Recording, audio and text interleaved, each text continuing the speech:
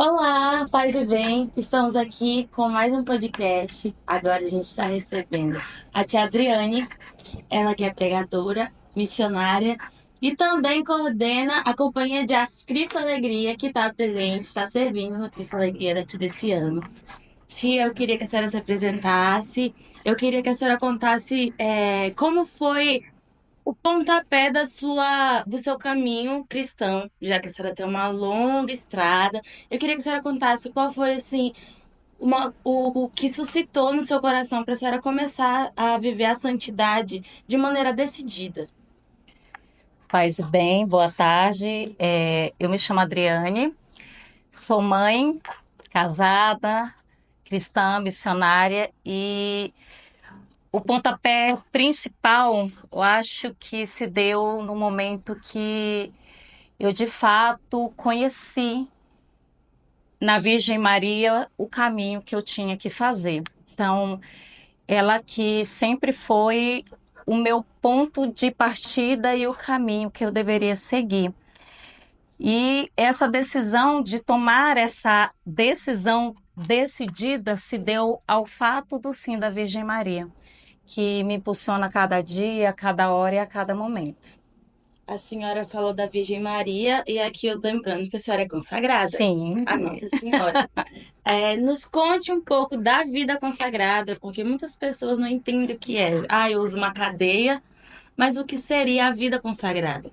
Bom, a vida consagrada a Jesus pelas vias de Nossa Senhora, ela se dá para que nós possamos nos assemelhar, né?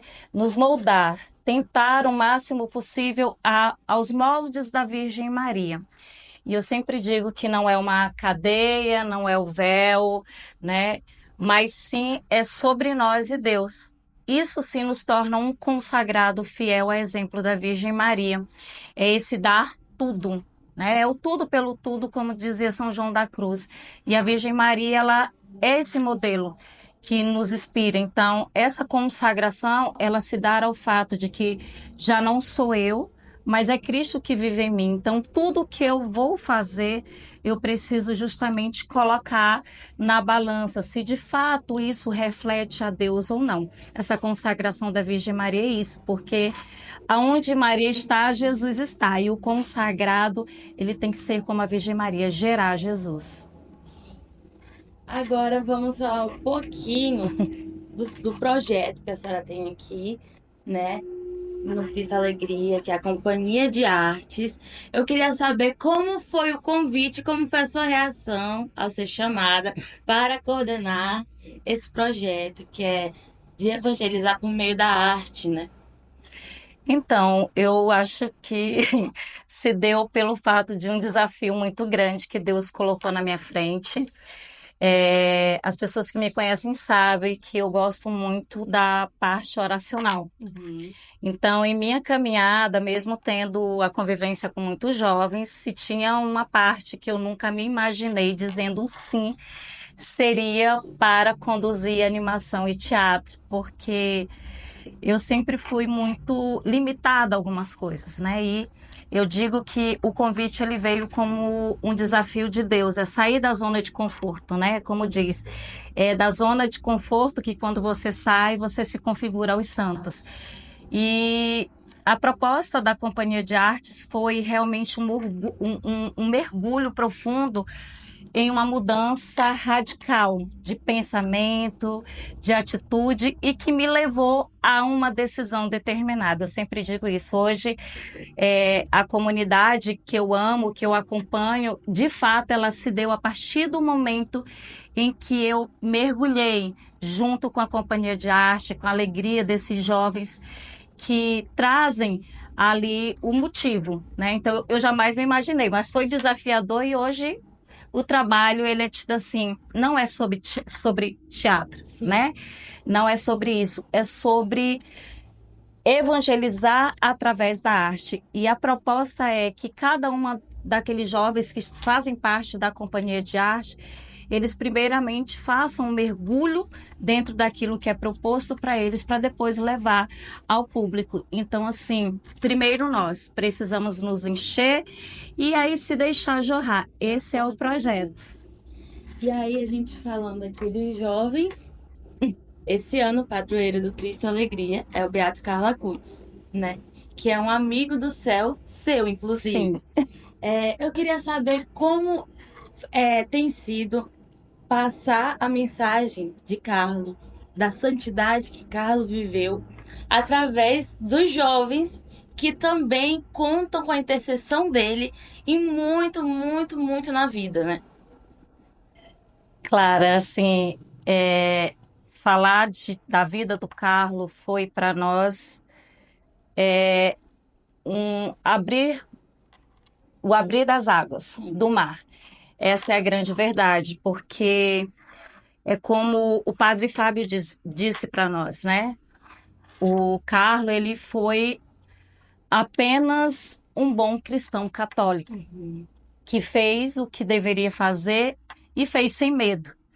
E a beleza do que ele nos traz é justamente aquilo que muitos de nós perdemos, né? Nós nos acostumamos a encontros como o que nós estamos vivendo, a momentos como esse, a momentos de adoração, a Santa Missa, e nós não podemos nos acostumar.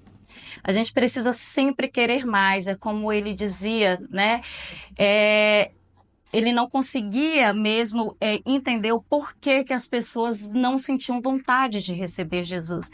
Então, eu vou citar, parafrasear uma pessoa do documentário dele que diz, né?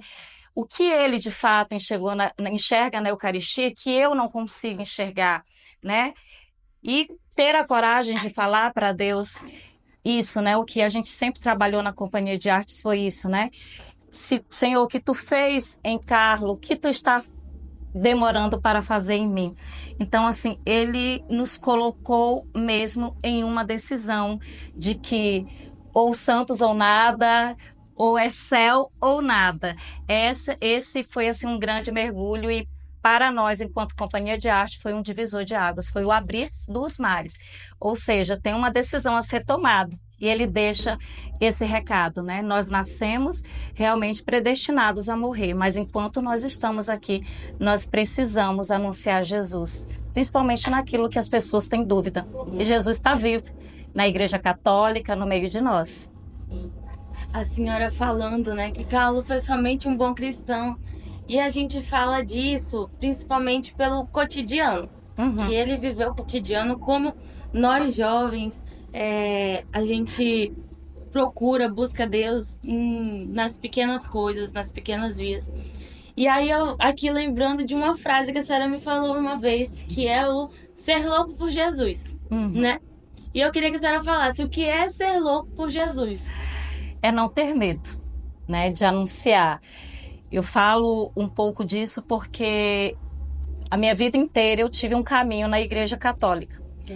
E eu só encontrei, de fato, um sentido para esse chamado, junto com a Virgem Maria, quando eu, de fato, entendi que eu precisava ser louca por Jesus, né? E ser louco por Jesus é não ter medo. Não ter medo do mar revolto, não ter medo quando Jesus chama, quando ele lança a proposta, vem, né, que eu te farei caminhar sobre as águas, e eu, na minha loucura, vou lá e caminho sobre as águas, porque eu estou firmada nele. Então, ser louco por Jesus é não temer os julgamentos, não ter medo dos escárnios, né, os dedos apontados, porque ser louco por Jesus é isso, né? É ser como ele, porque ele foi louco por nós a ponto de um amor de cruz, né? Um amor total de doação. Então, o que a gente faz ainda é muito pouco. Então, a loucura tem que invadir o nosso coração mesmo para anunciar a grandeza desse Deus.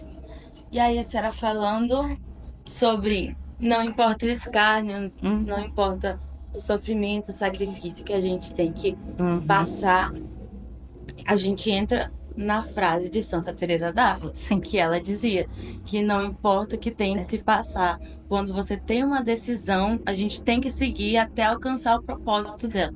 E aí, isso é o tema da sua pregação. Exatamente. E eu queria que a senhora falasse um pouco sobre o tema e também como ele influenciou na sua vida.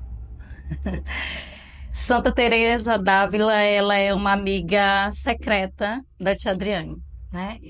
Conheci Santa Teresa d'Ávila através do livro As Moradas, né? Que eu sempre digo que Apesar de que 5 anos que eu leio e estudo Santa Teresa, ela nunca me permite passar da segunda morada. Então, ela é uma amiga secreta que eu tenho, que me desafia a cada dia.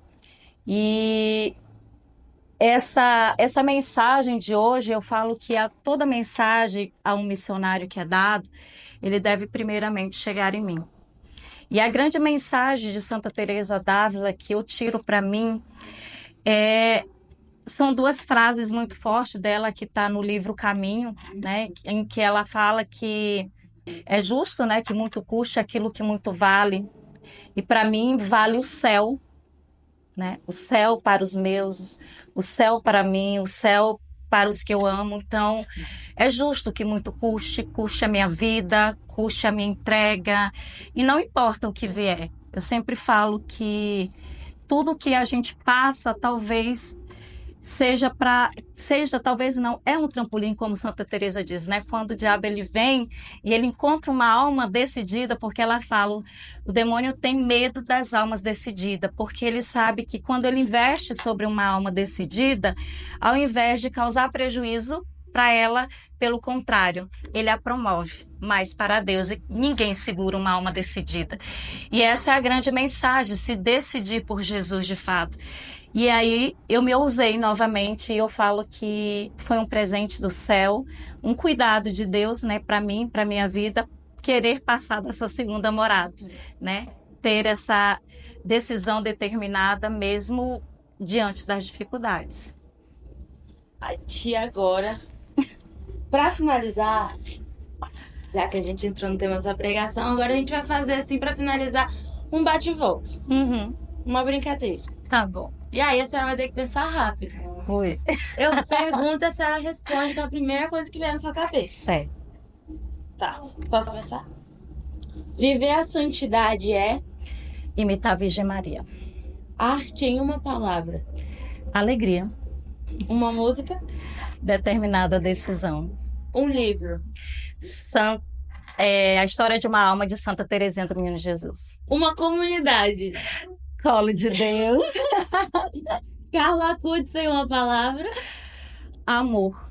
Decisão é Deixar o tudo pelo tudo. Cristo Alegria em uma palavra. Viver o extraordinário é extraordinário. E o testemunho é Vida é viver. Amém. Então, muito obrigada. Foi isso. Esse foi o nosso podcast com a tia Adriane. Se inscreva no canal que vem muito mais coisa por aí.